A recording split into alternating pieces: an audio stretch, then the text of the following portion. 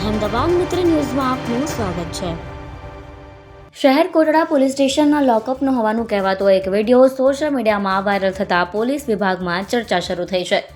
Viral વિડીયોમાં Kalupur railway station વિસ્તારના સામાજિક તત્વની ઓળખ ધરાવતા શાહિદ ઉર્ફે રોબોટ લોકઅપમાં બેઠેલો જોવા મળી રહ્યો છે અને વિડીયોમાં તે શંકાસ્પદ ગોળી લેતો હોવાનું તેમજ અપશબ્દો બોલી પોલીસ અને કાયદા વ્યવસ્થા સામે પડકાર ફેંકતો હોવાનું પણ દેખાઈ રહ્યું છે।